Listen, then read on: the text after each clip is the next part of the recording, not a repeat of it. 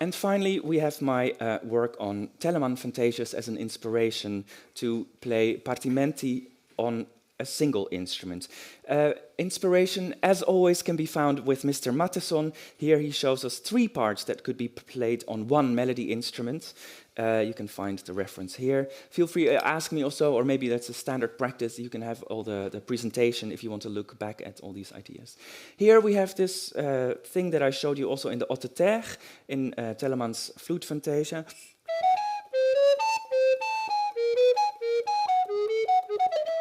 With a little nice extra ornaments to show that.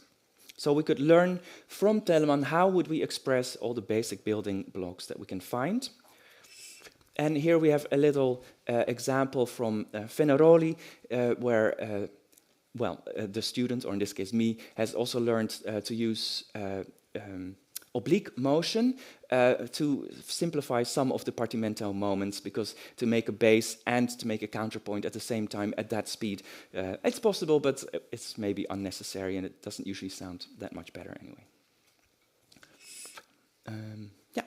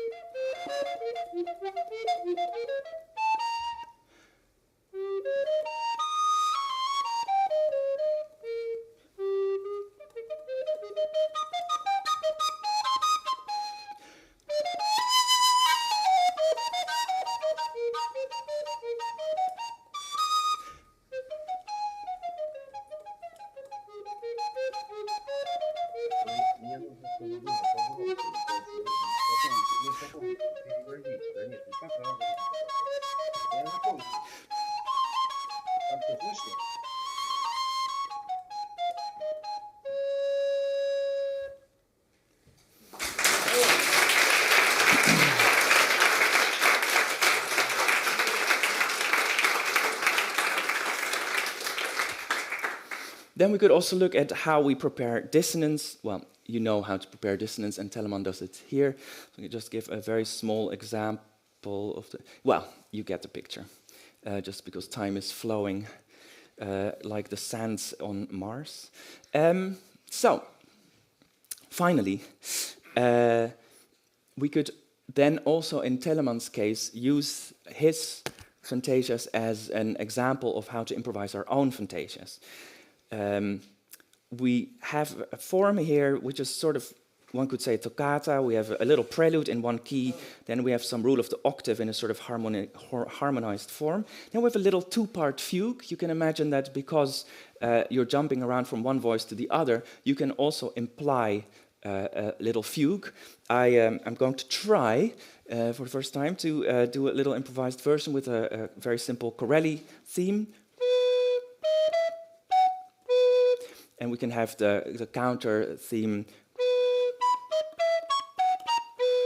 And so we have the as a counter subject. If we look in partimento, of course, you probably know at the very beginning also there's very simple themes, so that's why I dared to, to do that. Then we have some echoes, which you would have heard in my example from Van Eyck.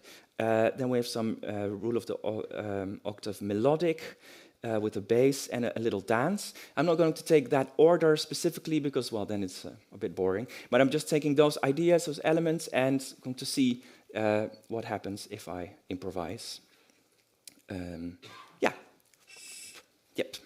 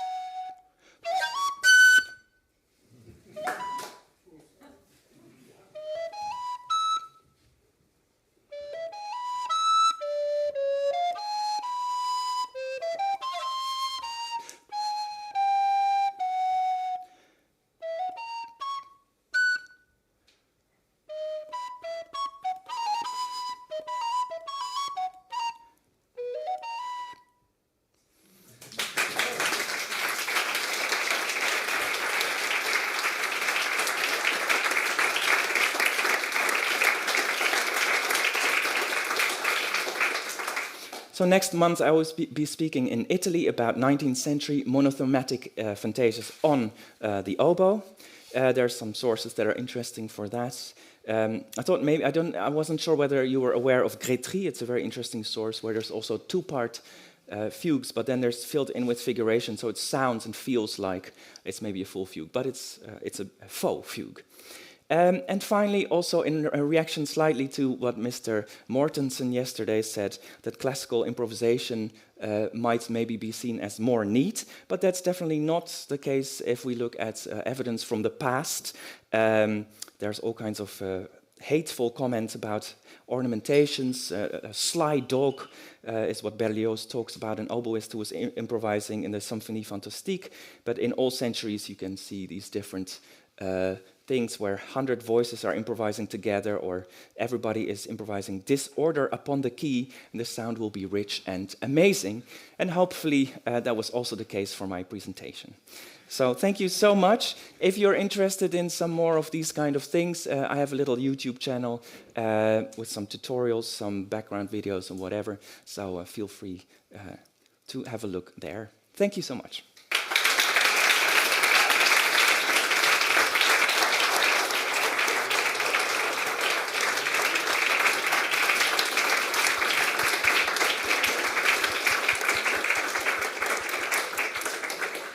So thank you very much, Faber, for this wonderful presentation. Are there any questions in the audience? I'm pretty sure there will be some. Yeah. Robert, really wonderful, impressive, and filled with musical joy and enthusiasm, so thank you. It strikes me that doing what you do, you have to know as much as the keyboard player about harmony. A, is that true? And B, how do you handle students who are shocked at this news? That's a fantastic question. That is basically true. There are some ways in which you could fake around certain elements. So for me, what is very important, specifically when it comes to partimento, is this idea of two-part counterpoint that, well, at least also from inspiration from Peter and others, I feel like it's really instrumental to the idea of partimento, that it's not just boom, just some kind of arpeggios in too fast to really know what you're actually doing. So I think for me this is very important to jump around, and for that to make any sense, you need to really kind of sense these two parts as a counterpoint, and I think that is the first step. For me, it took about a year after I already improvised for 15 years, so it was it's a long way to kind of sense that, but I think it's worth it, and especially since it is so much part of our repertoire, it happens all the time, even when you are accompanied, all these kind of figurations. Once you have done this, you start realizing, oh my god, I'm playing two voices, and so I think it's well worth investing that kind of time and feeling this contrapuntally rather than just figuratively. Does that answer your question? Yes, and your students?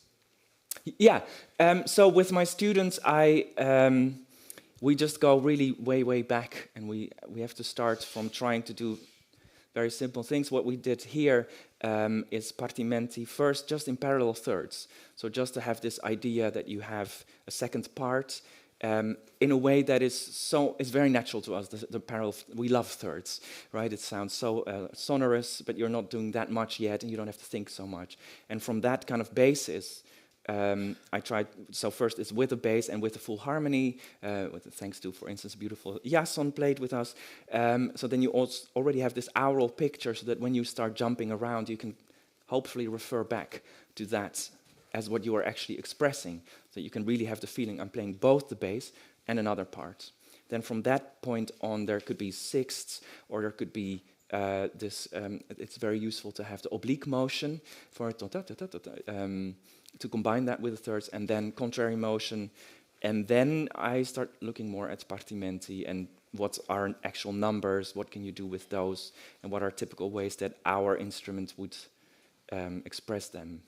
But that's, I guess, probably already a year in my, I don't teach a Partimento course, I just teach improvisation generally, and it's maybe a bit shocking at a Partimento conference, but in a way, Partimento is only a small part of ornamentation practices that we have in historical performance practice. So I have a few months that I work with Partimento, but we work on many other things. So we don't get very far, but they get the idea, and then it's for them to go on or not. Yeah. I have a question myself, and then I will. I found particularly interesting that you also mentioned haute terre. So French music of the early 18th century so far hasn't been addressed that much in connection with Partimenti. As Giorgio Sanguinetti was saying yesterday, in France it was rather from the late 18th century when the Napolitans arrived to France and so on. So it was interesting to see that you found also something about Partimenti in early 18th century French music. So you can say something about that? Well, there are basically two things to say. One is haute terre. Haute terre is a huge family of famous instrumentalists, especially instrument builders. And supposedly they have changed also the history of our instruments that we are playing now. It's a whole other chapter. But this specific haute terre was called Le Romain, so the one that went to Rome. So he was in Italy, and he also in his L'Art de Préluder, he quotes, when he's talking about how to transpose and these things, he quotes also Corelli and some other Italian things. So he is the one that was clearly influenced. So that might be a separate bubble. And then on the other hand, we do have, well, I think this is more your terrain, but Campion or something, there's a very early French treatise that has a rule of the octave already in it. Of course, in thorough bass, not necessarily related to Partimento, but all these ideas are there. And if also look at Dandrieux and all these kind of, the ideas are there, but they're just not called Partimento, but or the Prélude non mesuré. I guess also you get some really interesting moves that, according to my simple melodic mind, are very related to Partimento as well. Thank you. Just very briefly about what you said before, some things can be faked. I'm curious whether you have an example of what could be faked without knowledge of. Faked, yeah, yes.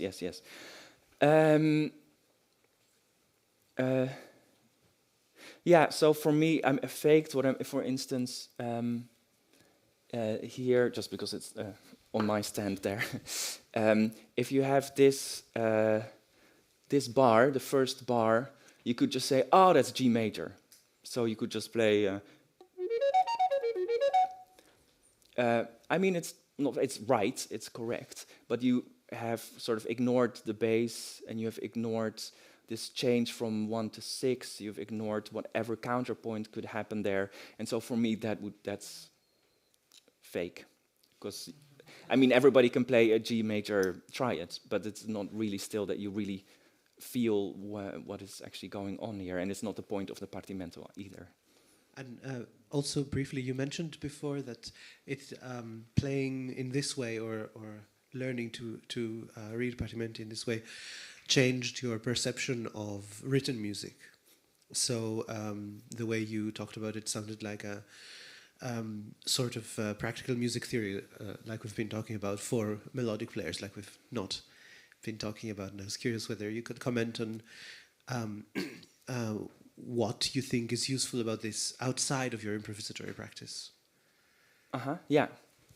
Actually, I'd like to come back to what I just said, because I don't like straight answers. Everything's fluid.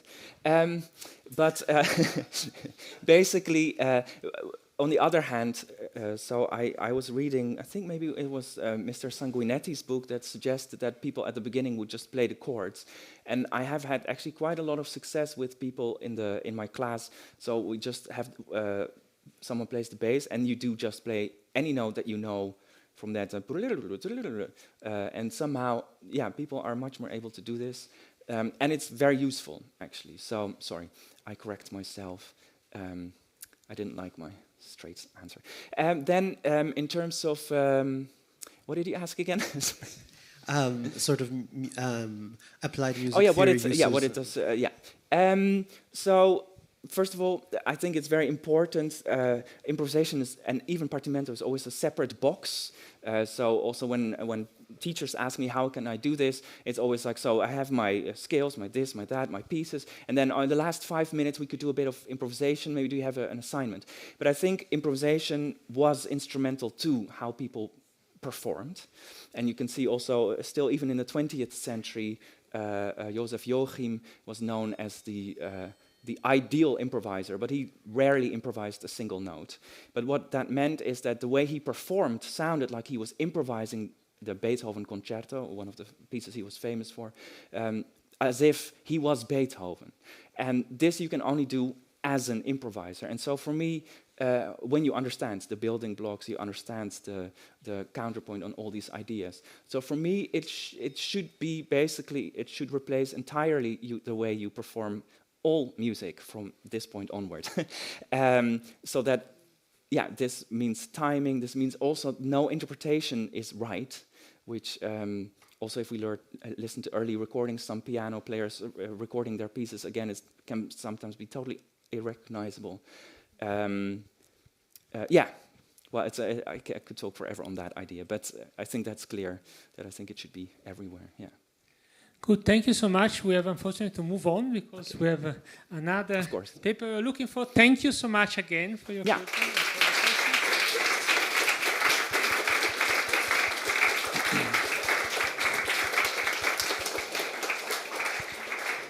So now our next speaker is Giovanna Barbati. So now we move from the soprano and alto clef down to the bass clef, or tenor also sometimes probably. The art of accompaniment and the partimento tradition on the cello in Naples in 17th, 18th century. Giovanna Barbati is a professor of viola da gamba at the Conservatorio Casella in L'Aquila in Abruzzo. She plays viola da gamba and cello, performs as a soloist in well-known European Baroque orchestras. She also, making research, contributed to the volumes Musical Improvisation in the Baroque Era and Basso Continuo in Italy, and many other ones, and has been invited to organize workshops Mozarteum, Schola Cantorum Basiliensis, and Hochschule der Künste Bern. I think there is a kleine Umbaupause. I don't know how to say it in English, but so I will have to move, and you need to wait 1 minute that everyone is set for this paper.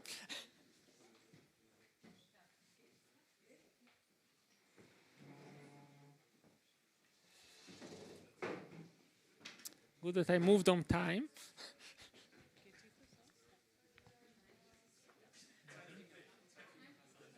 Okay, good.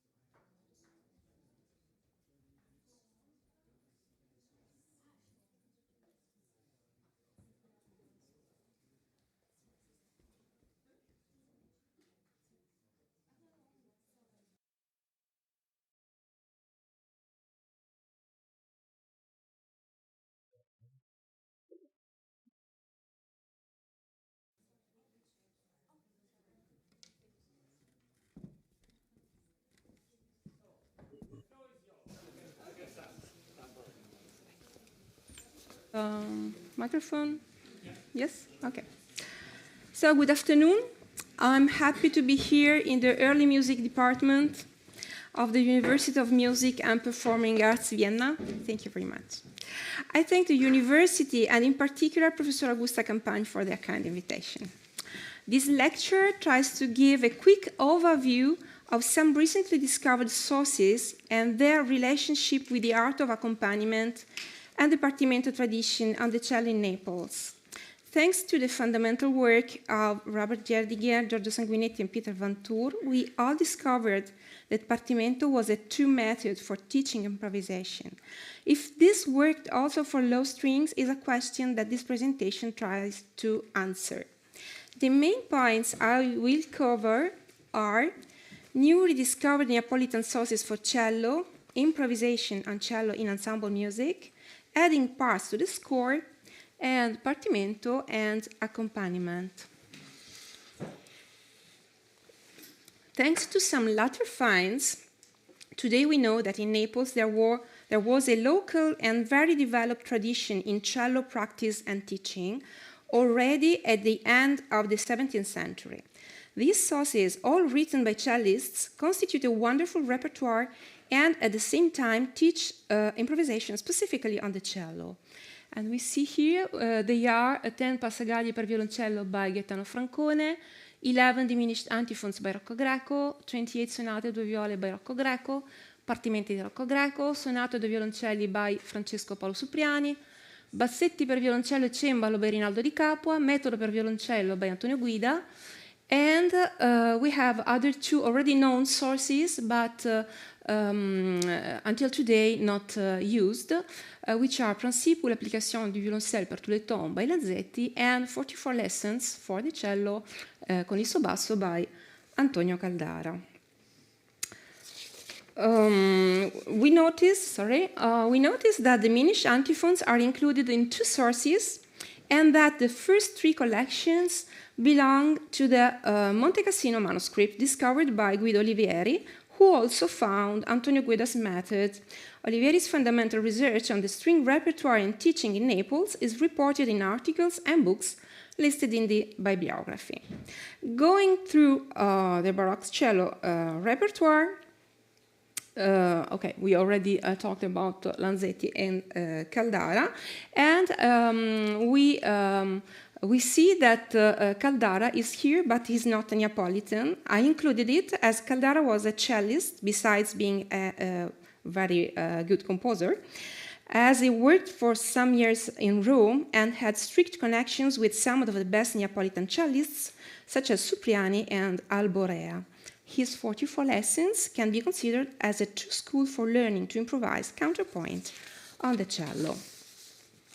All sources are related to improvisation teaching. Each one has a specific goal. Like many other Italian sources, there are no texts to explain the method, and you have to learn the rules and techniques from the score. Here's a summary of the probable goals. So for the 10 Passacagli, to improvise on the Passacaglia, of the 11 diminished antiphons, to add an obbligato virtuosic bass part to the basso continuo. In the 28 sonate 2 viole, specifically in Sinfonia number 5 and 6 in the first movement, it's written la prima viola suona i numeri. That means that the first cello must add a new part following the numbers written on the bass line.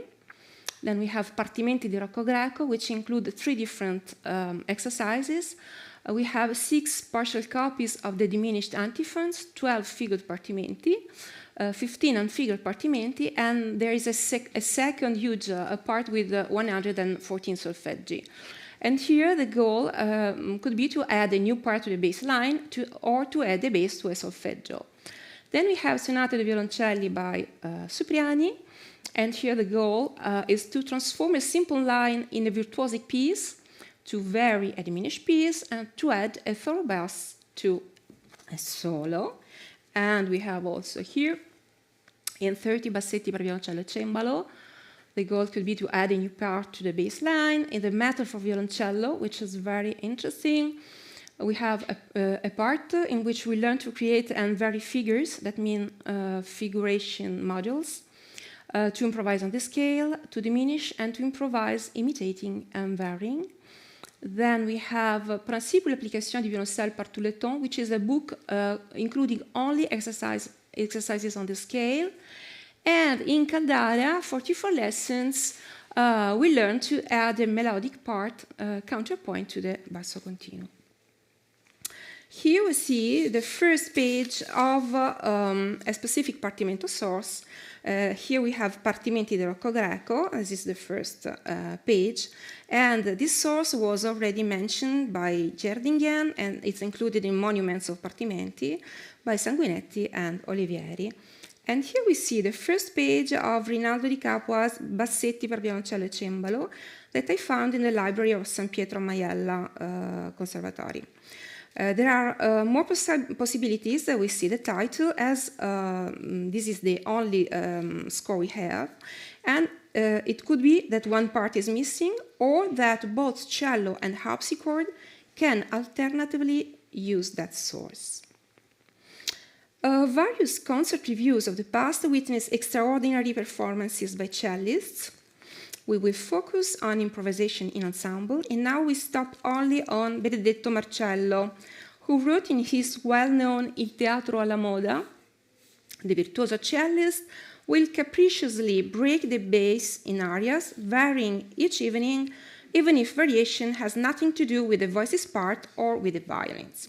Even if it's a satire, we notice that Marcello testimonies that the cellist made different variations, breaking the bass, which means diminishing. And here we see a piece from some measures from Ecce Sacerdos Magnus. We have two lines, and the first line shows Rocco Greco's diminutions, and the second line is exactly the organ bass part from Bonifacio Graziani's Antifone per diverse festività di tutto l'anno, which was a very well-known and spread source. The first part of Partimenti di Rocco Greco, that is the diminished antiphons, teaches exactly this, how to transform a simple bass line in a rich virtuosic obbligato part, according to a technique common to the Renaissance and Baroque writing for bass string instruments. We notice here that the first stuff is full of quick and virtuosic diminutions added to the bass. If cellists contributed to the continuo by adding diminutions to the bass, it's fundamentally important to find sources describing this practice. We can find some significant help in Agostino Gazzari's De Sonare sopra il basso, that we all know. I would like to underline a passage at page 8. In this, they are very different. They are different one from the other, because the first, that is fundamento, as it must play the bass as it stays, it does not need to have a great knowledge of counterpoint, while the second, that is ornamento, needs it, as it must compose on the same bass new parts and new and varied passaggi and counterpoints.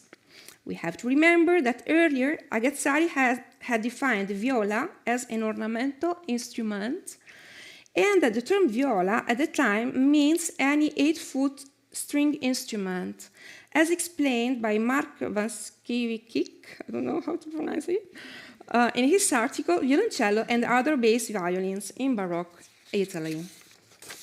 A further element for reconstructing the improvisation practice on the cello while accompanying vocal music is given to us by Giovanni Bononcini's aria Sì ch'io vorrei morire from Xerxes. There are two sources for this aria. One is the score of Xerxes that we see left. The other is a collection of arias by Bononcini located in the Paris National Library. In the first image in Xerxes' score, at the beginning there is a beautiful cello solo, while in the Paris manuscript, bottom right, we find only a very simple continuo that could be completed with any instrumental part. The difference between these two sources could indicate that it was common practice to add a melodic part above a single bass line, and that many solutions were possible. The two options we just saw, one breaking of the bass and two the addition of a counterpoint, are the two possibilities a cellist had to add a new part to the score. As cello and viola da gamba share the same texture and the same role in ensemble music, also viola da gamba sources are useful to reconstruct the practice on the cello. For example, Christopher Simpson writes in his treatise The Division Viol, London 1659, in playing to a ground, we exercise the whole compass of the viol, acting therein, sometimes a bass, sometimes a treble, or some other part. From hence proceed two kinds of divisions, viz., a breaking of the ground and descanting upon it, out of which two is generated a third sort of division, to wit, a mixture of those, one with the other. Just a moment. Okay. The practice of adding parts in instrumental music is witnessed by many published works that contain the title, the words ad libitum or se piace. Sandra Manson reported in her article Ad libitum procedures that as many as 75% of the published volumes contain parts ad libitum in instrumental duos and trios. Ad libitum parts are found also in vocal sacred music, such as, for example, Francesco Cavalli's Musiche Sacre, published in Venice in 1656, with a separate violoncino book. In the preface, it's written, the part called violoncino can be used also for a chitarrone, bassoon, or other similar instrument suitable for speed. You can also leave it out at will, with notice that the instrument must be suitable for speed. This means that it has to perform quick diminutions. If there are published works with parts ad libitum for a low string instrument, we can deduce that it was usual to add a part at will at the bass. The new part that the cellist added to the score was called accompaniment. An articulated definition of the term is given by Thomas Busby in his dictionary 1801. Accompaniment, a separate instrumental part added to any composition by way of embellishing the piece and enriching the effect. Accompaniments are those instrumental parts which do not include the principal or principals, but which are added to relieve them, to supply the necessary chasms, fill up the harmony, decorate and variegate the motivo, and heighten the general effect. An early meaning of the term to accompany is also shown by the numerous late scores. Various partimento sources have the word accompaniment in the title, such as, for example, Giovanni Paisiello's Regole per ben accompagnare il partimento, ossia il basso fondamentale, 1772, which in English sounds rules for well accompanying the fundamental bass, that is partimento. This means that we have a bass line that we call partimento, and we must add, for example, if we are at the keyboard, at the right hand, an accompaniment to it.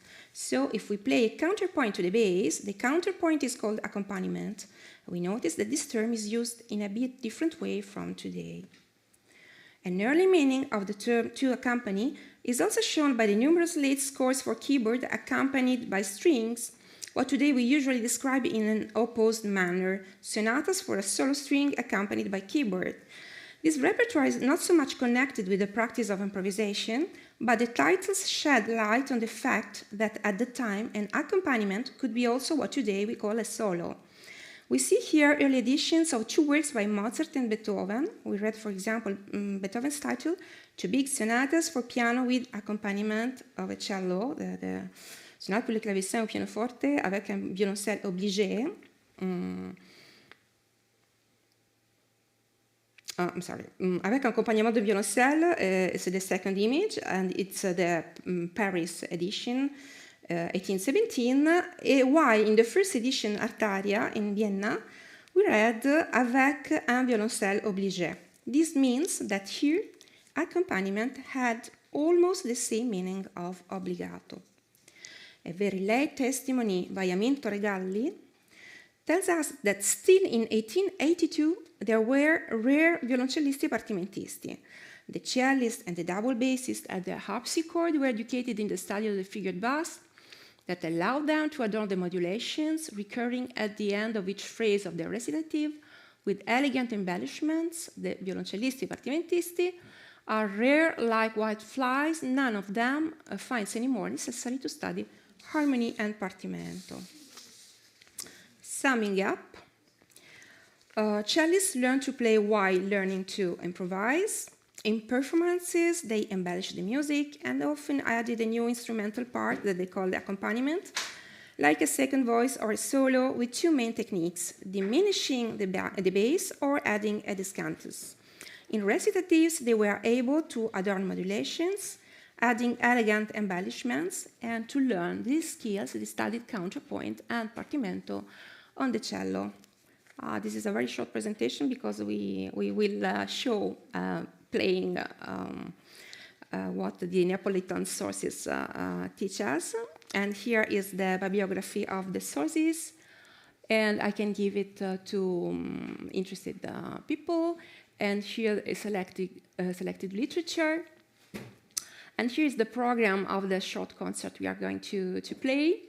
In green, we see the pieces where I added a new part. And here, what time is it? How much I talked? 15 minutes. Okay. Yeah. So very quickly, this is the first piece we are going to play. First viol plays the figures. So the part of the first viol will follow the written numbers. And then this is the second movement of Sinfonia Quinta by Rocco Greco. We see in a fugato style. Here is the second piece, Partimenti di Rocco Greco. We'll play the number 7. And to realize the first part, I followed the example given in Partimento number 8, which is in double stave. Then we'll play Sonata number 5 by Francesco Supriani, where I added some accompaniments to the basso continuo.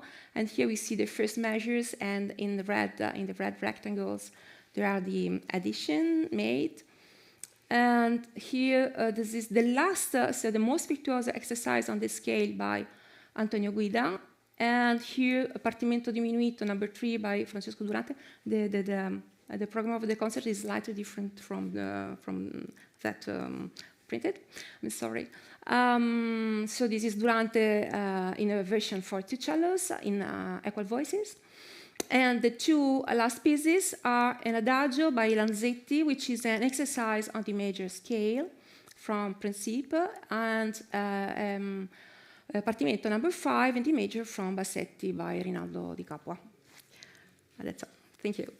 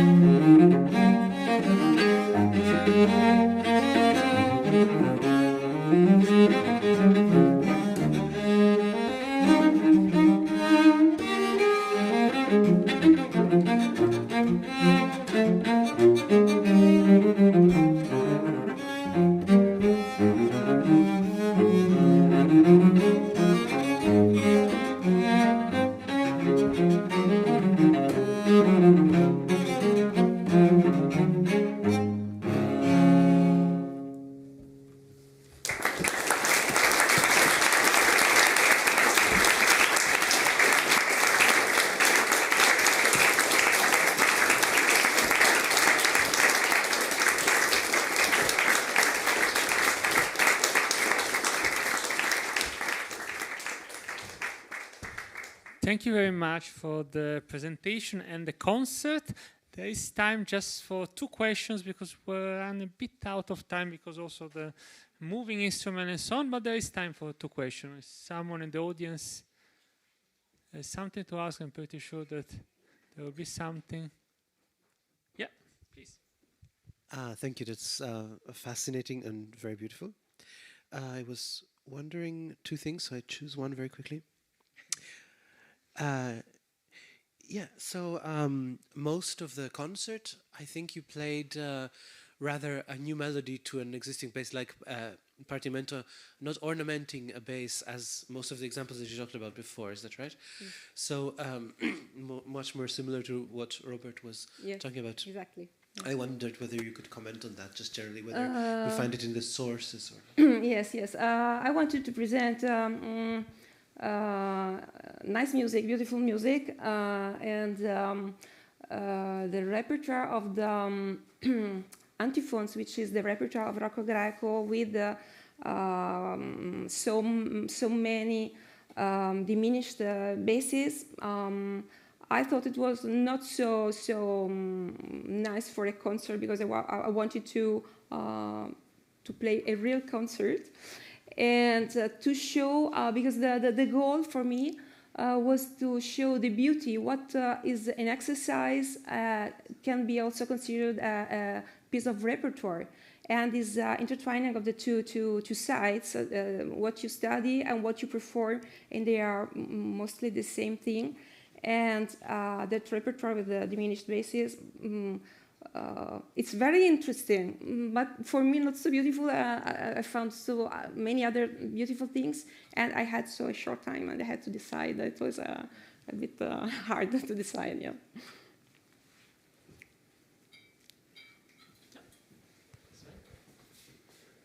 Thank you very much for this very insightful presentation. Just a short question. I was particularly fascinated about those broken basses, especially the falso bordone you showed. No, where do you see the social context of those earlier cello pieces? Do you see them in the training of church musicians, for example, coming out of a tradition of church ensemble accompaniment, where, for example, the broken basses could play a big role? Antiphons, for example, yes. It's a very good question, but unfortunately I don't have a good answer, because I'm still researching, and it's not very clear. Probably the antiphons were played once with the voices and the organ, and once only with the instruments. Structurally, this could be a solution, but if we put all together in the score the diminished part with the voices, it works very well. The same. Okay, interesting. To me, had a very short. You only gave us a few seconds. It reminded structurally reminded a little bit of bastarda diminutions. Do you see a sort of historical link? Yeah, the between bastarda the is the bastarda. It means that it uses all the voices. Yeah, just vocabulary wise, just as far as the vocabulary yes, the style of the concerned. diminutions. Yes, exactly. Yes, So it's an a style. link. It's a very old style, and used very much both by the gamba and the cello. Yes, sure. Good. Are there other questions? Okay, if not, we thank again Giovanna for the presentation.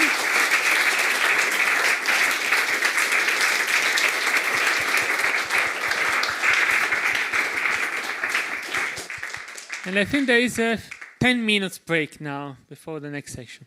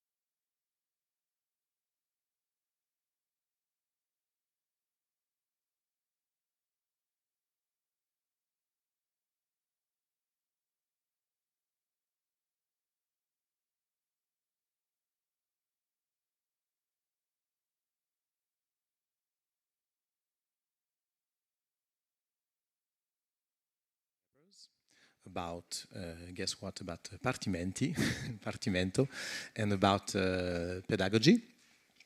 We are going to speak about some very precise sources in manuscripts. Here in Vienna, for example, on the realizing partimenti on the cello. We will speak about very practical pedagogical questions working with piano students today using the partimento methods, and we will have a more historical approach to the first sources, partimento sources in Portugal in the 18th century. We do begin with Catherine Bahn, with her paper Partimento, Pedagogy for Melodic Players. Born in New York City, Catherine is a cellist and viol player, and she did a lot of research, and a PhD was about frame improvisation, contrapuntal techniques, and thorough bass realizations on bowed bass instruments. She has presented her research in universities in Europe and North America, and taught also music history at the Mann School of Music in New York. Catherine, the floor is yours. Hello, can you hear me? Or, yes. You can? Okay. Yeah. Great. I'm sorry I'm not there. I just started a new teaching position at the Jackson Hole Classical Academy in Wyoming. So it's 9:45 my time in the morning, so it's quite far away. I think I will begin with sharing my screen with you, and let's see.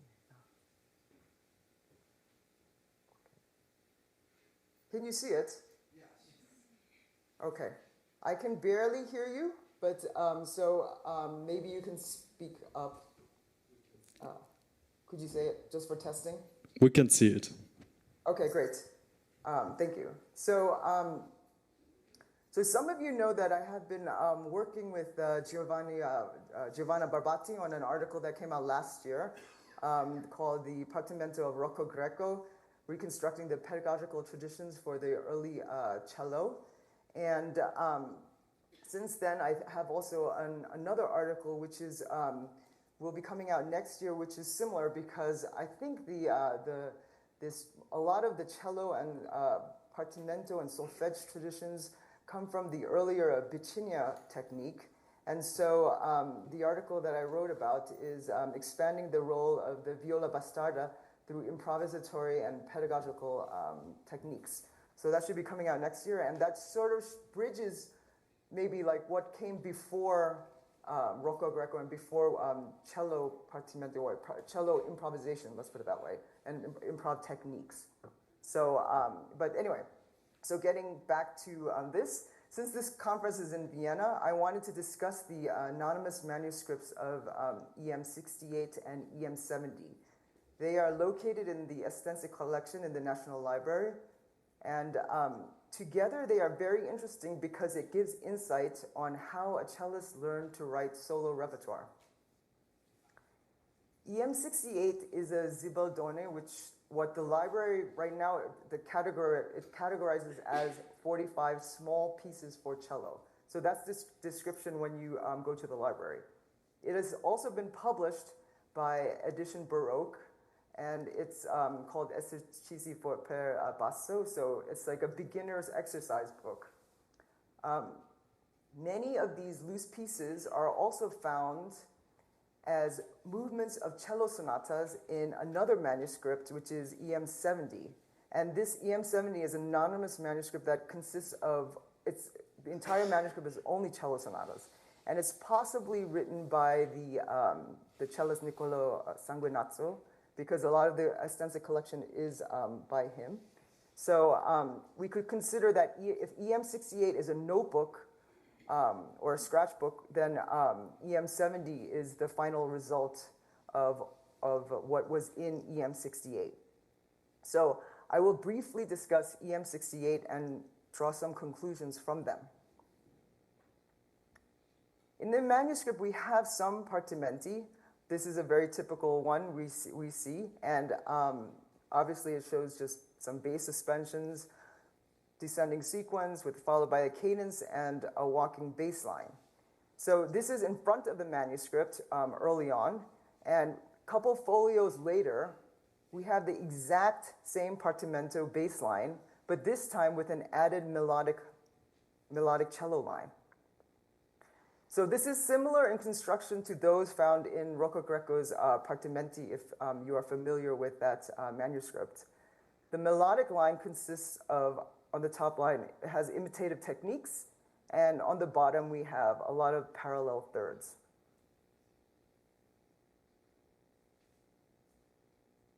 Here on the left side, we have what also looks like a partimento. And in the back of the manuscript, again, so this is not, they are not put in order, but it's all out of order. So in the back of the manuscript, you see the same partimento with an empty bass line underneath. So it's actually left incomplete. And this is a bass solfeggio that needs an accompaniment line. Rocco Greco's Partimento manuscript also includes about more than 100 bass solfeggi. And what Rocco Greco does is that he includes excerpts of these bass solfeggi, and you see them, he puts them inside his cello sonatas. So cello solfeggi like this one tends to be more melodic in construction. If you look at it, you have a lot of triplets and dotted rhythms.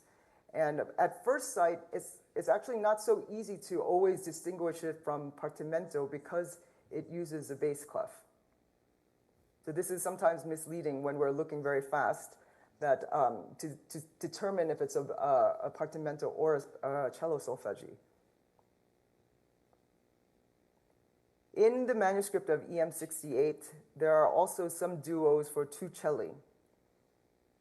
This exact duo is also the first movement of Sonata number 3 in manuscript EM70.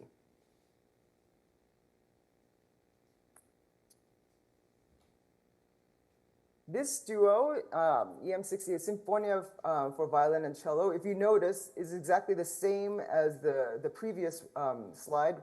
It's exactly the same as a duo for two celli, but it's just written an octave up. And this is also found in Rocco Greco's Partimenti, that you see treble, clef, disposizione, and basically it's showing that violins can be interchangeable with cello. So even though basically any melodic instrument can use the same partimento, so you often will see in the cello manuscripts some examples of violin disposizione as well. They are similar to the solo unaccompanied, perhaps you know the Cello Ricercare by Degli Antoni, that in recent years they discovered a Modena manuscript, and you saw that there's a violin part was discovered, but basically the violinist was using these solo cello ricercari as partimento to create a new melodic part above it. Here on the right side is another partimento or bass solfeggio. It happens to be also the first movement of Sonata number 6 in EM70. And what you notice, I say sonata, what is interesting is that this particular one, there is no added bass line. So even though this movement is solo unaccompanied, the second and third movement of the cello have a continual line added. So this movement could sort of be functioning as a solo unaccompanied prelude. Some other cello unaccompanied works in this style could be like those by Gabriele Ricercari, or maybe the Galli's sonatas, Cipriani's toccatas, and also the Capricci by Dall'Abaco. So sort of as a conclusion of EM68 and EM70 together, we see that the partimento lines were used to create duos for two celli, or a duet for cello and violin, or as cello sonatas. These partimenti can actually be a solfeggio in bass clef. Partimenti or bass solfeggio can also function as a solo unaccompanied cello piece. EM68 shows an implied method, like conclusively, like between them all, in all the 45 pieces that were shown, you sort of see the method of like solfeggi, or you see also diminutions, counterpoint, and some partimenti as well. So similar to cellists and cellist performers, so I'm not talking about great composers like Bononcini or Gabrielli, who were also opera composers. I'm talking about just cellist performers, or performers who were just known mostly as, who happen to write pieces for themselves. So they're not necessarily composers, but they did write pieces for their instrument. So this is someone like Rocco Greco or maybe Francesco Cipriani. And we see also that the cellists of EM68 and EM70 using partimenti or solfeggio to create solo repertoire that could be either unaccompanied works or cello sonatas. I just want to briefly mention Francesco Cipriani's manuscript because it shows how he converts his solo unaccompanied toccatas and expands them into sonatas. Here on the top line is a solo toccata that looks like a bass solfeggio. It's simple in structure.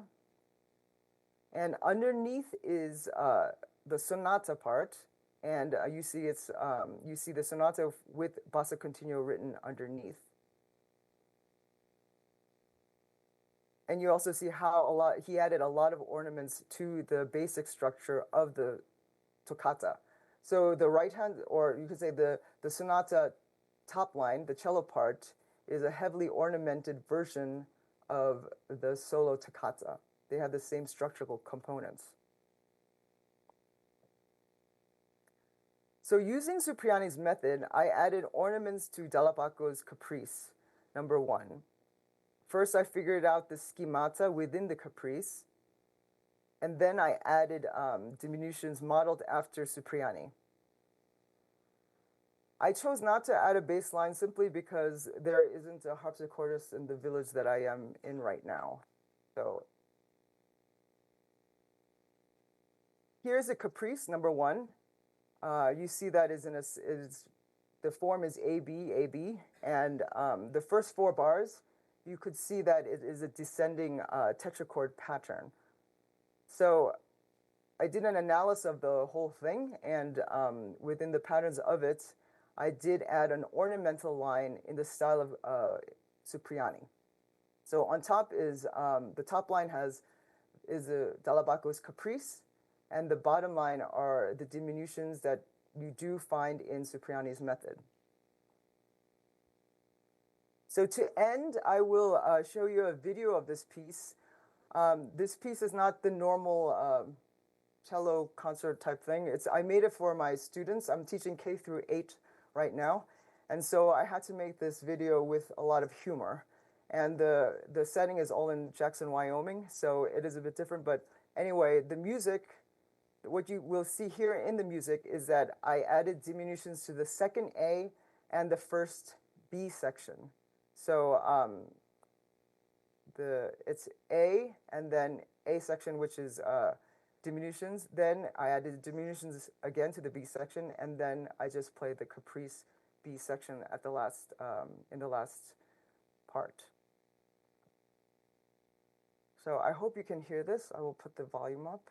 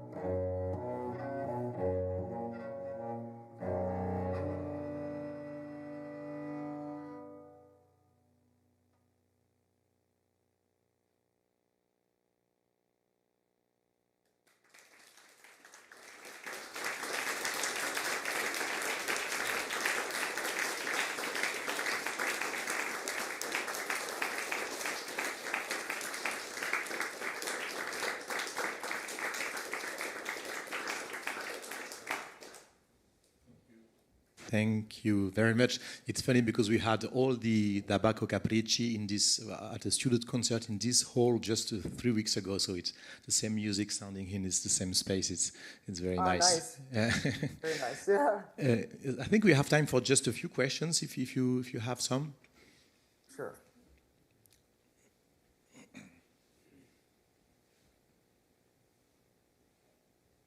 Or not. That's okay. I should go back to teaching. Okay, so then we'll go on. Thank you very much. Thank you for inviting me. Thank you. Yeah.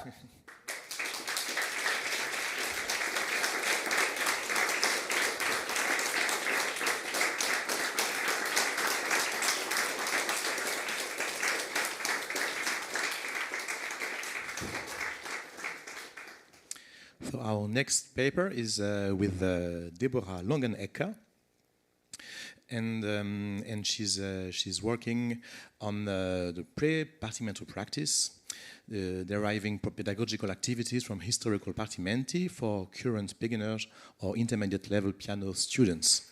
Deborah Longenecker is a piano teacher in Oslo, Norway, for her master's degree in music theory at the Norwegian Academy of Music. She researched partimento's adaptability to current beginner and intermediate level piano students. Deborah, the floor is yours. Thank you. Shall I? Yeah, I can use this.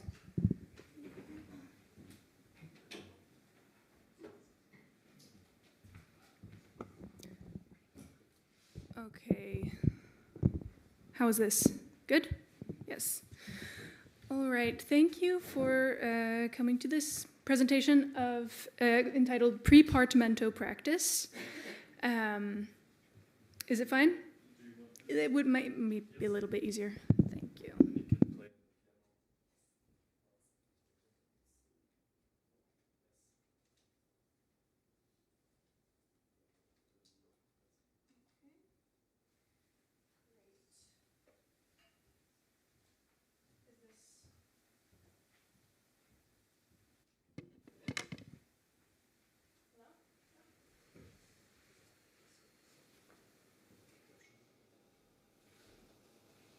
Hello?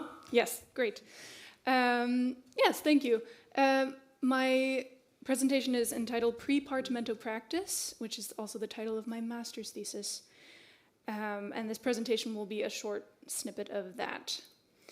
So the question that my master's thesis is investigating is, can we adapt partimento for current piano students? And by current piano students, I mean the demographic of beginner to intermediate level piano students in public music schools called kulturskoler in Norway. These students are usually around ages 7 to 16. They have around 0 to 3 years of piano instruction. Some continue for a very long time, but many of them quit after about 2 to 3 years. There is a limit of 25-minute long weekly lessons, so pretty short time limit, and they may or may not be interested in classical music, actually. So how can we adapt partimento for these students? I would like to read Peter Van Toor's concise definition of partimento, which is a notational device commonly written on a single staff in the F clef, either figured or unfigured, applied in both in playing and in writing activities, and used for developing skills in the art of accompaniment, improvisation, diminution, and counterpoint. So we can see I split it into two sections. The first section describes the general notational form of partimento. What is it like when it's written down? And the second is the purpose of partimento, the use. So the first part of partimento is the part that's basically often too difficult for these type of students to engage with. Even the Durante cadences can be too large for small hands. 3 voices is very complicated for some of these students. So how could we adapt partimento to their level while maintaining the second part of the definition, while maintaining the development of skills and playing and writing activities? This is the question that I will be investigating and proposing some ideas about. So I call some of these ideas pre-partimento practice. So pre-partimento activities are practical activities that use the pedagogical benefits of partimento realization to reinforce partimento-related musical skills in a form accessible to beginner to intermediate level piano students and their teachers. So what are these partimento-related musical skills? They're prerequisite skills needed for improvised partimento realization. I have 10 of them here. Doubtless there are more, but here are 10 that I've identified. Understanding of figured bass, understanding of counterpoint, familiarity with stylistic idioms through listening, voice leading skills, understanding of tension and release, understanding of suspensions and their treatment, recognition of melodic on harmonic sequence, recognition of cadence, understanding of motive and imitation, and embodied knowledge of musical figurations. So with all this in mind, here are 3 examples of possible pre-partimento activities. The first I'll start with is very, very simple for young beginners. It's taken from this 3-part realization of a cadence with suspension of a fourth from Durante. And this example realization is from an actual student notebook manuscript from 1758. So I have a sound file, but I can just play.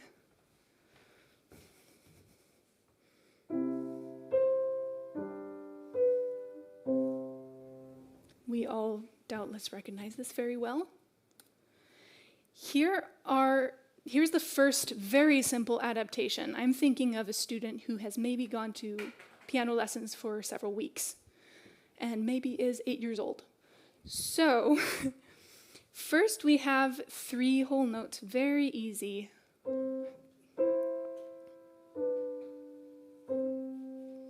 Simple.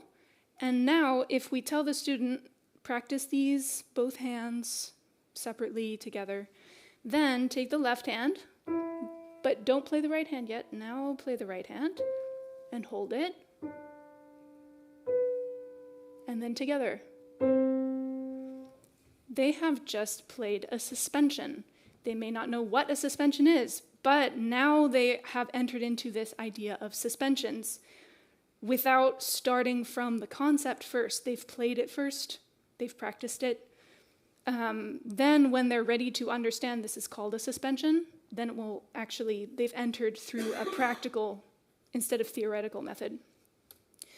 Now we have some three-voice cadential realizations with suspension in the upper voice and in the middle voice.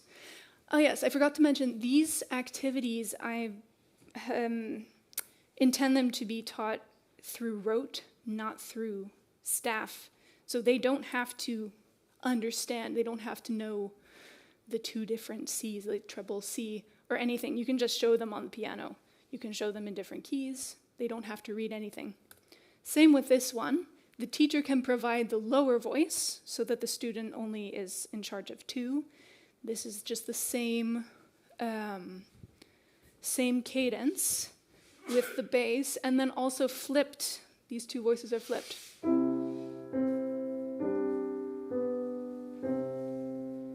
A little bit more complicated because they both end on the same C. So now we get a little bit more abstract. Now the third type of cadential prepartimento activity I have here, this one is intended perhaps for slightly older students with a little bit more experience. Doesn't have to be too advanced, but this is for introducing the concept of figured bass practically. So we have the bass and the treble line.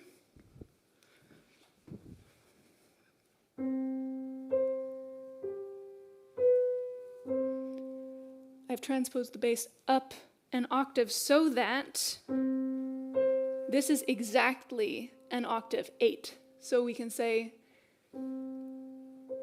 the treble voice is indicated by an 8, and then it becomes a 4th, becomes a 3rd, and then back to 8. So we can basically teach them, you can write the upper voice through figures with intervals above the bass. And then one more layer of abstraction, we can take the bass down again so that they can realize even though it's technically 2 octaves on the piano, it's still conceptually an octave. But that's one more step of abstraction from a more concrete exercise. Oh, this one would be a notation-based activity because they're reading figured bass. So, what are the partimento-related musical skills reinforced by these activities? Understanding of figured bass, understanding of counterpoint, understanding of suspensions, and recognition of cadence. Second type of prepartimento activity I call mini partimenti. These are tiny snippets of partimenti adapted in various ways. This one I've adapted to be a notation-based activity because partimenti were also used for writing activities. So in this one, I've taken the first 2 measures, deleted the figured bass, and put instead notation on the upper voice. Now we have some blanks. It's a fill-in-the-blanks activity. If they've done suspensions before, cadential movements, then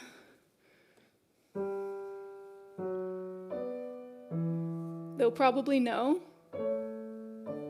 that it should be a C sharp here. And then all they have to do is fill in the first 3 beats. We can have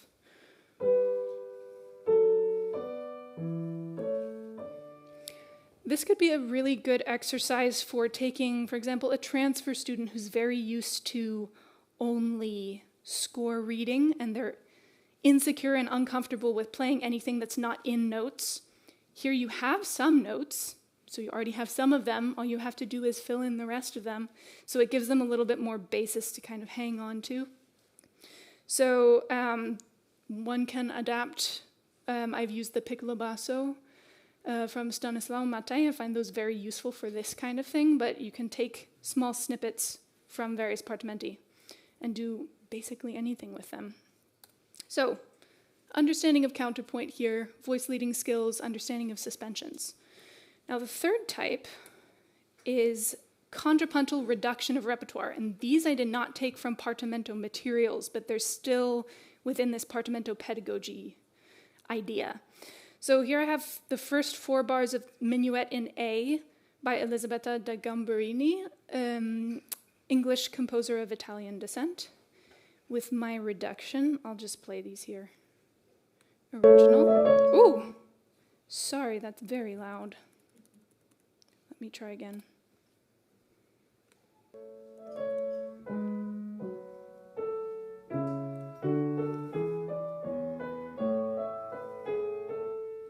Now my reduction here.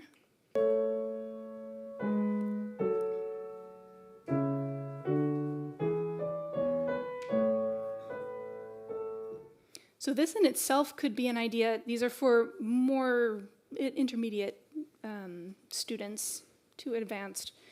One can take their own repertoire that they're playing and have them reduce it. It can be either an activity for them by themselves or collaborative activity with the teacher, basically a discussion, which note is more structurally important here, which notes can we delete without changing that much here, and they can make their own reductions.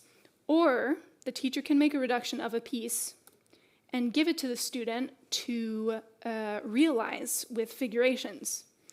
So here is the reduction realized two separate ways.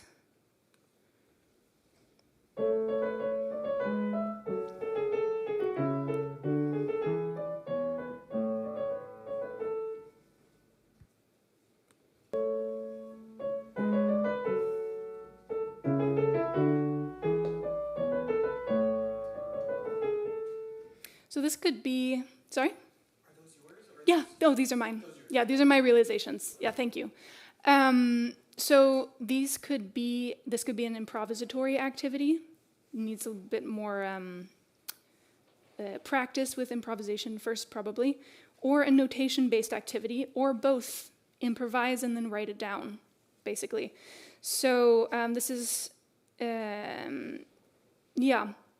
one way to use this idea of reductions. There are also many other ways to use these types of things. But we have in this activity voice leading skills, understanding of tension and release, understanding of motive and imitation, and embodied knowledge of figurations. So in summary, rather than teaching historically authentic partimento realization, pre-partimento practice fosters creativity and musical skills through partimento-derived activities. Through such adaptations, the pedagogical benefits of partimento can become more accessible to the extensive population of beginner to intermediate level piano students in public music school environments. And to end, I'll just read a quote from my thesis that sums it up very well. If in the course of studying pre-partimento activities, the artistic quality of a student's realizations never quite rises above slightly awkward, but the student begins, for example, to understand cadences and suspensions in a practical way and gains confidence in her own musical abilities through listening and responsiveness, I count this outcome a success. Thank you.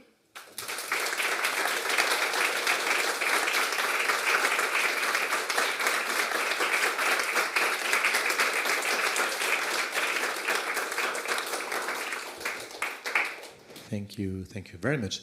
Do we have any questions maybe? We have a bit of time here, please.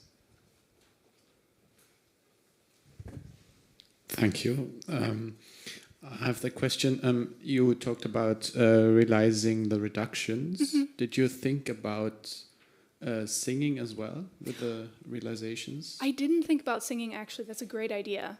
That's probably an easier idea than starting with the keyboard playing. So that's excellent. Yeah. Thank you.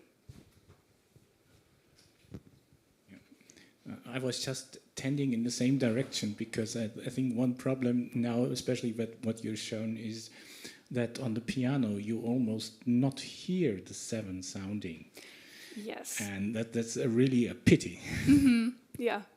Yeah, I've thought, especially with the beginning exercise, taking it very slowly and having them listen for the seventh, but it would actually be much easier to sing, yeah, to hear the, to do maybe duet between teacher and student. Although I do have to say practically, because I'm thinking very pragmatically in these, A lot of my students are very shy about singing, and they will not sing. I tried to get them to sing, and they won't. So practically, if you play really loudly, you may be able to hear the seventh hanging on, despite the decay of the piano. If you sing along with them, Yes, I'm sure yeah. they are going to sing too. Yeah, yeah.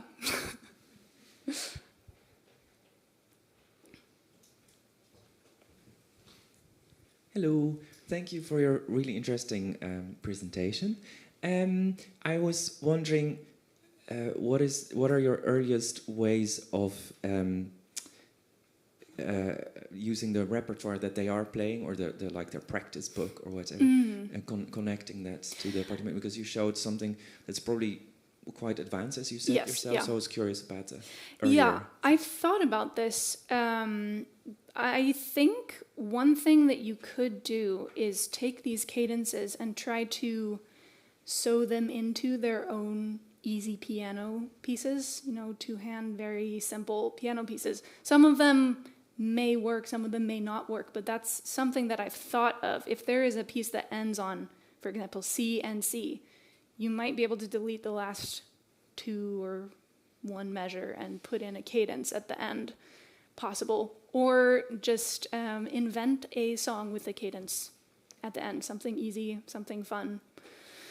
Yeah, there's so many ideas that can be developed from these very simplified versions of Partimento. I welcome ideas if you have any. Yeah, sure. I'd love to hear more from you, so we can maybe talk later. Yeah.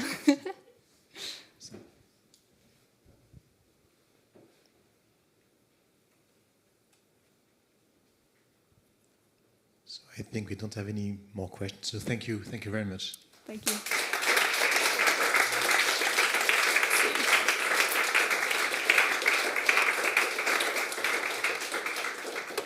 So from a class in Norway of piano teaching today, we are now moving to Portugal in the course of the 18th century, and the first Partimento sources in Portugal imported from Italy with Mario Tria. Mario Tria obtained a diploma in music at the University of Music in Rio de Janeiro, and he concluded a master's degree in performance at the Musikhochschule Karlsruhe. Postgraduate studies in theory of early music at the Schola Cantorum Basiliensis. He obtained a doctoral degree of music at the University of Aveiro in Portugal and a postdoctoral research fellow at the CESEM University of Lisbon. Since 2015, he is a professor at the Universidade do Estado do Amazonas, and he had several publications as scholar of historical musicology in the United Kingdom, Argentina, Portugal, and Brazil. He has given several solo recitals and performed with various orchestras and ensembles in Europe, North and South America. We have now a technical check, and we'll see if we can begin in a moment with Mario Tria.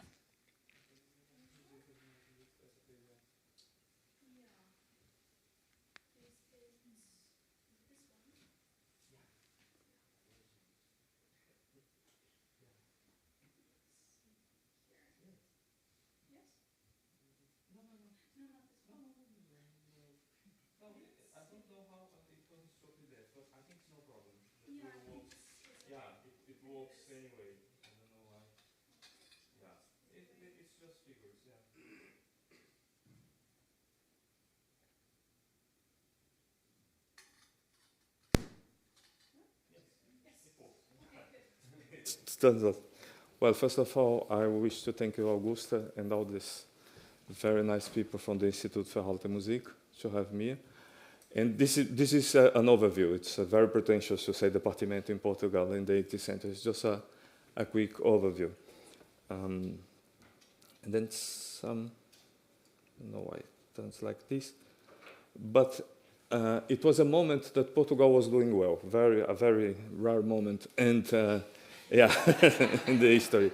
And it was the time of King João V, and became the gold of Brazil, and the trades and slaves to West Africa to Brazil, and that enables a complex political program and diplomatic to bring the kingdom a new era.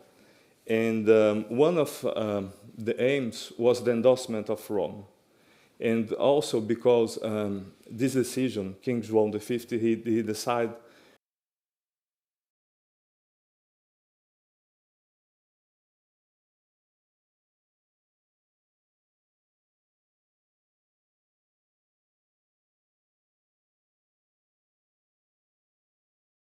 to have nothing like Spain. It's enough with villancicos and the Spanish liturgy and all those things. And that means that all the arts became an Italianization process. And of course, music also. And was somehow assimilated and adapted. And in music, there was an Italianization, or better, a Neapolization of Portuguese music. And it was a continuing process during all the 18th century and beginning of the 19th. But not just the musical repertoire, but also the music educational system was oriented to Italy. And as you know, many Italian composers, the best known is Domenico Scarlatti, but after Scarlatti came Giovanni Giorgio, the guy who is singing left side, and David Perez. And they had leading positions as composers and music teachers. And then they created a Real Seminário da Patriarcal in 1713, emulating the model of the Neapolitan Conservatory, all the music didactics. And also the Colégio dos Santos dos Reis in Vila Viçosa adopted the same material, the same Italian music material. And many Portuguese musicians that they received the royal grants and enabled them to enroll the Conservatório Santo Onofre Porta Capuana. They were all there.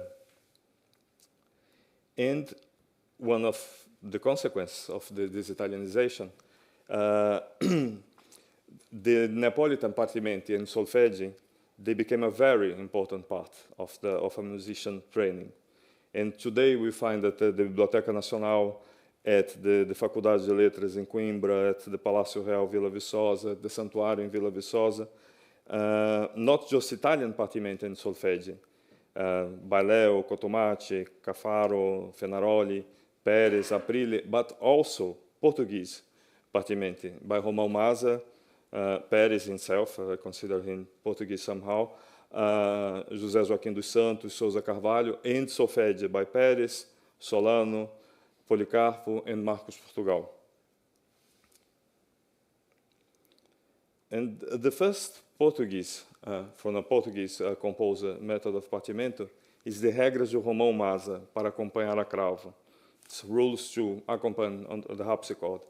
And he was one of the first Portuguese musicians to study in Naples. And in this method, after the explanation, the basic explanation of rules of keyboard accompaniment, followed 120 exercises using in 30 tonalities, the usual 24 and 6 enharmonic ones, after which follow 8 partimenti, quite difficult, advanced level, and 5 partimenti are huge, considerable dimensions, between 80 and 120 bars. In the method, Maza adds a section above the accompaniment of the recitative and plus an appendix of 8 easy lessons of partimento at the end. I don't know why he put the easy one at the very end.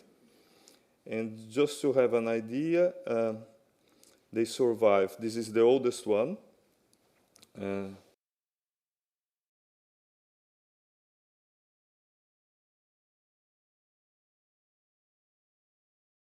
Around 70-40, and then late copies. And this is very interesting because they keep copying. All the sources, they keep copying at least for 100 years. And there is another copy that I just discovered last week that in the title they say Cotomachi, but it's not Cotomachi, it's the same manuscript, just the guy who put the wrong name. And just to see that he gives the rule of the octave in A sharp major. No, 6 impossible tonalities. This is the oldest version. And this is a very nice remark. He say, with mixed voices like certain composers, such as Leo and Pergolesi.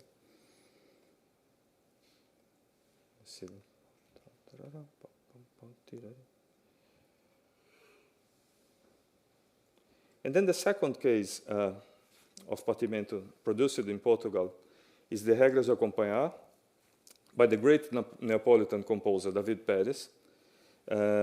Pérez was living in Portugal since 1752. The king José I invited Pérez to have this big position as compositor da Câmara de Sua Majestade Fidelissima. It was the first place, and he was also master to the princess. And as a music teacher in Portugal, Pérez composed solfeggi and partimenti. And he gives at the beginning very concise rules, just a description of the rules of the octave, and the cadence, semplice composta doppia, and then it jumps to the bassi continui del Signore David Pérez, which is, they were copied 100 years, at least.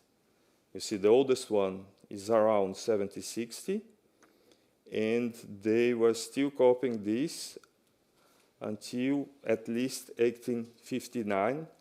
But it was funny because the difficult one were not copied anymore. You know, everything that was counterpoint, fugues, and that they just put aside. No one was doing this anymore.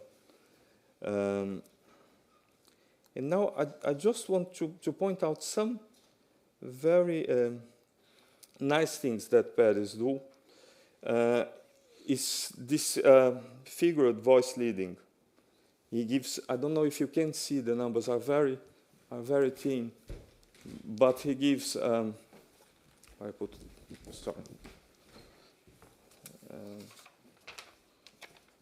he gives the first one.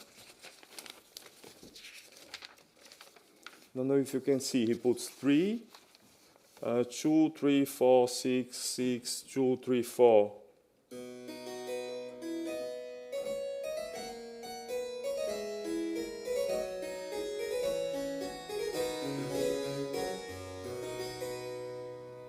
And the next one, he puts 7, 6, 5, 6, 5, 4, 3, 2, 3, the second bar.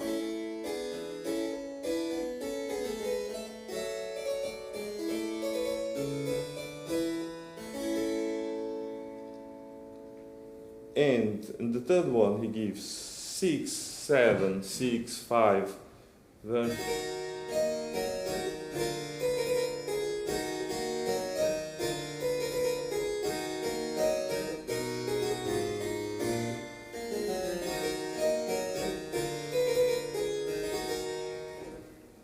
And there's another 2 that I wish to show. I will skip one of them. It's the next figure, just to give you an idea. That one I will play at the end. That's very nice. I will skip for now. And I just want to point out another thing. Many times he puts the word imitazione, as many other Italians, and he gives the Romanesca pattern here.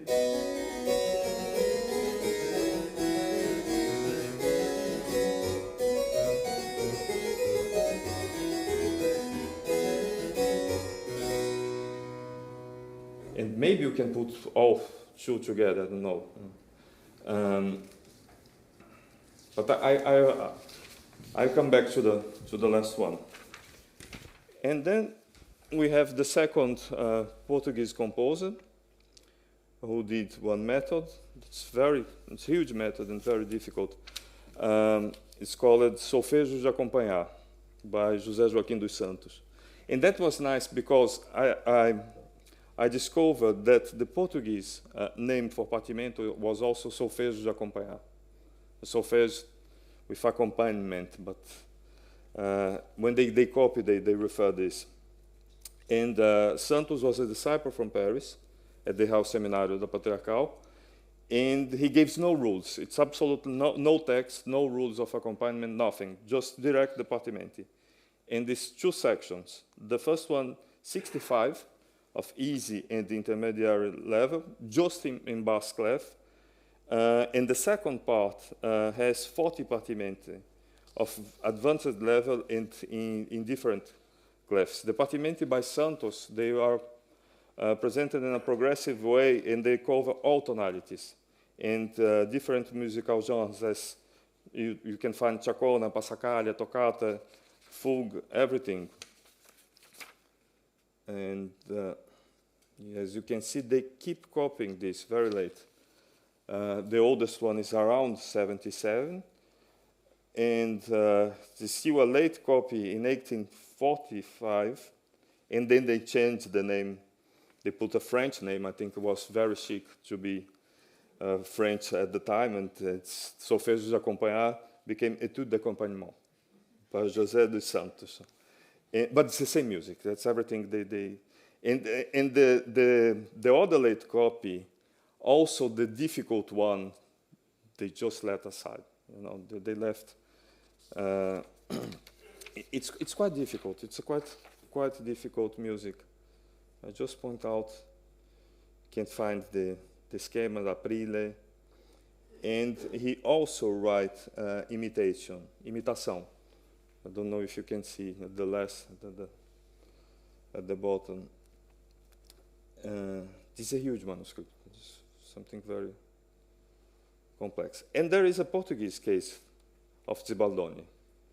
The lessons of Sousa Carvalho, lições para acompanhar do Sr. João de Sousa Carvalho. And was collected by Carvalho in Naples because he studied at Conservatório de Santo Onofre Porta Capuana under the guidance of Cotumacci and Dol. And 19 partimenti collected in Naples by Carvalho. 12 were composed by Leonardo Leo, 4 by Pasquale Caffaro, and 3 probably by Dol. Peter Fantoul helped me a lot to identify, because at the beginning I saw and I said, well, that might be Leo, and I found 2. And as he knows everything, he found the other ones. But there's very, very interesting. Unfortunately, it's in a private collection, and the lady never allow you to see. I just have photos. And there is. And this is the first lesson, and it's not by Carvalho, it's by Caffaro.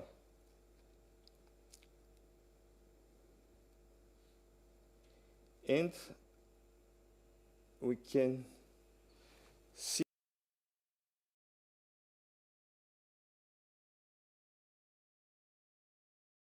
that the harmonic vocabulary, the schemata, and the didactic elements used are the same, just the same as of those Neapolitan school. And the didactic organization is quite similar, as found in the works by the Neapolitan masters. The Royal Music Schools, the Seminário da Patriarcal and Colégio dos Santos Reis, they were created and used the model of the Neapolitan Conservatory, and they keep it after. And like in the Matrix, the study of partimento was a condition sine qua non in the process of the formation of the musicals in the Portuguese schools. And I just want to finish with that one. That's really nice, just to give you an idea about how nice this music can be. Departamento 39.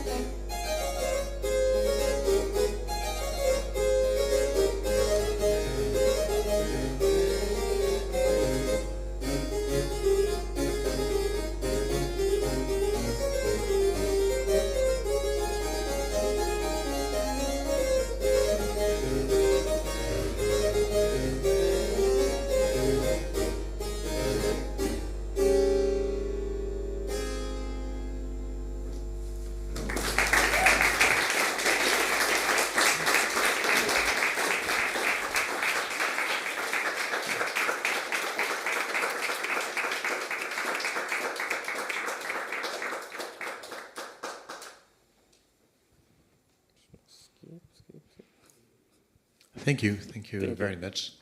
Do we have questions, maybe? Yeah, please. Do you see in Portuguese in these collections partimenti that look like Partimento fugues, or in the style of Nicola Sala with ornamentation and things absolutely. like Paris has one, and this guy, Joaquim dos Santos, many fugues. It's very complicated. The second section, it's really complicated. Have you noticed any particularly Portuguese schema or things that they liked in particular so far? No, I don't think that really exists. They were somehow Neapolitan musicians. Mm-hmm. Yeah, it's the same tradition. Yeah, Thank you. maybe the most Portuguese thing that I saw is when one solfejo with accompaniment that was composed in Rio de Janeiro by a Portuguese composer. And at the beginning, he said to the prince and to the princess, I say, look, yes, you take the solmization and transpose the hexachord, but when things get really difficult, forget about this. Just sing with A and E. Yeah.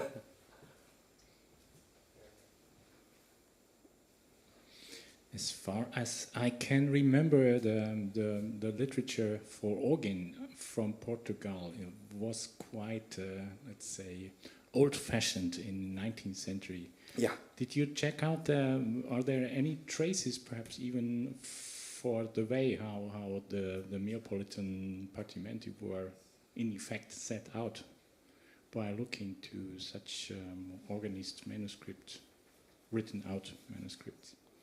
Well, but the music in the 18th century is not so conservative as the 19th century. In the 19th century was much more conservative because the economical crisis was so huge, and all these institutions were dissolved in 1834. Therefore, I think it's so conservative. But in 18th century was pretty much standard. Also, that's my question. From the 19th century pieces, are there any crosslinks that you could identify to this partimenti? Yeah, well, 19th century was a disaster. It was a huge crisis during all the century. Maybe that is the answer. And therefore, many historical organs were preserved since the 18th century because it was a gap until 50 years ago or 40 years ago, and they were there. It was not so difficult to restore them. So now my question is more into this direction. Perhaps we can find some traces of written out pieces that are in the tradition of these partimento practices. Well, the keyboard literature. Yeah. It's a lot. Yeah. It's a lot of music. Yeah.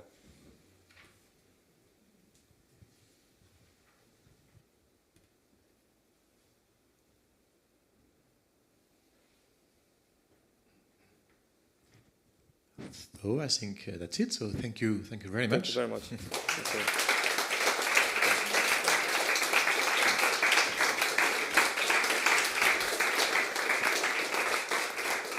Let's give this back.